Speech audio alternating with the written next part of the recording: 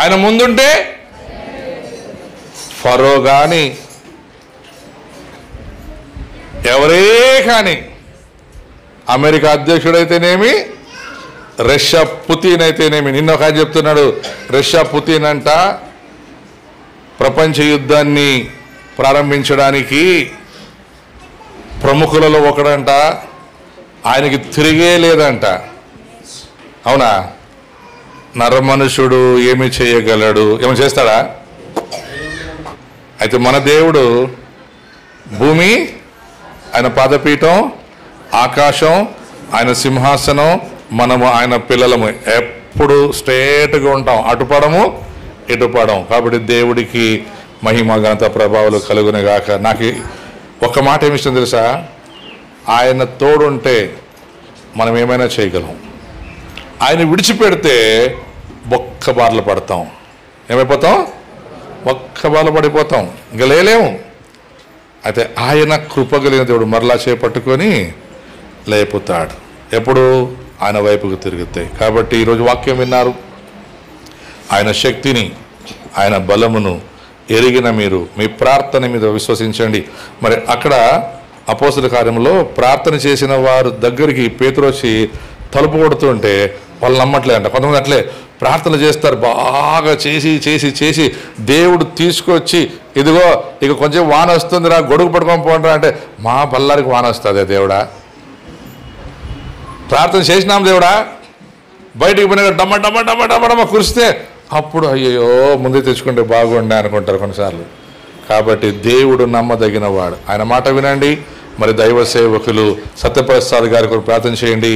మరి ఆయన అనేక స్థలాల్లో వాడబడుతున్నాడు. ప్రత్యేకంగా యవ్వనస్తుల మధ్య సేవ చేస్తున్నారు. నిజం చెప్పాలంటే మన భారతదేశం యవ్వనస్తుల చేతుల్లో ఉంది. అయితే సైతాను యవ్వనస్తుల్ని డ్రగ్స్ వైపు, చెడు వైపు అనేకమైనటువంటి మనం చెప్తున్నాడు. సార్ మా ముఖ్యమంత్రి పబ్జీ ఆడతాడు సార్ అంట. ఏమాడతాడంట? పబ్జీ ఆడతాడు. ముఖ్యమంత్రికి పబ్జీ ఆడేంత టైం ఆడితే నాకు అర్థం కాలే. చూడండి, వీళ్ళందరూ ఎవరంటే నర మనుషులు. కాబట్టి మనం దేవుడు నమ్మిన వారు, మరి దైవ సేవకులైనటువంటి వారికి యవ్వన బిడ్డ. చూడండి, చాలామంది మన మధ్యలో యవ్వన బిడ్డలు ఉన్నారు. నేను ఒక రోజు ఒక అమెరికన్ ప్రీచర్తో మాట్లాడుతున్నాను. ఆయన చాలా పెద్ద, ఆయన దగ్గర దగ్గర 80 సంవత్సరాలు ఉంటాయి. ఆయన ఏమో తెలుసా, పాస్టర్ గారు మా అమెరికా కూడా ప్రార్థన చేయండి. 1960లో 70% మంది యవ్వనస్తులు చర్చికి వచ్చేవాళ్ళంట. తర్వాత 1990లో 30% పడిపోయిందంట యవ్వనస్తులు చర్చికి వచ్చేది. 2012లో నేను అతని నిజాలు కలుసుకున్నా. అతను కూడా తెలుసా, ఇప్పుడు మా సంఖ్య మళ్ళీ పెరుగుతూ ఉందంట. హల్లెలూయా. అంటే చర్చికి ఎవరు రావాలి? ముస్లింలు యవ్వనస్తులా? యవ్వనస్తులు రావాలి. అంటే ముస్లింలు ఉండద్దా? వాళ్ళు ఉంటేనే ఫ్యాన్లు వస్తాయి. ముస్లింలు ఉంటే ఫ్యాన్లు వస్తాయి, వాళ్ళు ఉంటే కీబోర్డులు వస్తాయి, వాళ్ళు ఉంటే గిటార్లు వస్తాయి. అప్పుడు యవ్వనస్తులు పాడతారు, వాంచుకుంటారు, కొట్టుకుంటారు. వాళ్ళ పని ఏం తెలుసా? వాంచేది, కొట్టుకునేది, పాడేది. మరి వారు పాడాలంటే ఎవరు ఉండాలా? ముసలోళ్ళు ఉండాలా. కాబట్టి ముసలోళ్ళు ఉండాలా, యవ్వనస్తులు ఉండాలా, మధ్య వయసుకులు ఉండాలి. కాబట్టి మనం అందరూ చేయవలసిన ప్రార్థన ఏమంటే, ప్రియ దేవా నీ కార్యము సిద్ధింప చేసి యవ్వనస్తులు, వృద్ధులు, చిన్న పిల్లలు అందరూ నీ శక్తిని ఎరుగులాగున నా కళ్ళు తెరువు ప్రభా అని ప్రార్థన చేద్దాం. మరి నిజంగా మరొకసారి సత్యప్రసాద్ గారికి మా బారూక్ ఇంపాక్ట్ మినిస్ట్రీ తరపున హృదయపూర్వక వందనాలు తెలియపరుస్తున్నాం. మరలా రండి, మరలా ప్రోత్సహించండి. పిలిస్తే వచ్చేవారు పొరగోళ్ళు. నేను ఎప్పుడు చెప్తాను ఈ మాట సేవకులందరికీ. పిలిస్తే వచ్చేవారు ఎవరు? పొరగోళ్ళు. పిలవకుండా వచ్చేవాళ్ళు, అది మీకు కూడా తెలుసా, అది కేవలం భారతీయులకు మాత్రమే తెలుసు. ఎప్పుడైనా పోయి తలుపు కొడతాం మనం.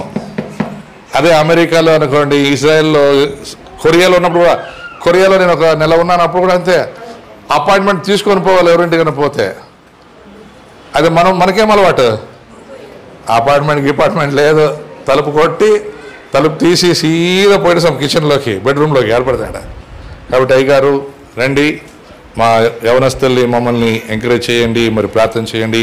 మరి ప్రార్థన మనకు చాలా అవసరం. కాబట్టి దేవుడు మీ ప్రార్థన, మరి వారి ప్రార్థన, అందరి ప్రార్థన విని మన దేశంలో 100% క్రైస్తవ దేశముగా మారుని గాక.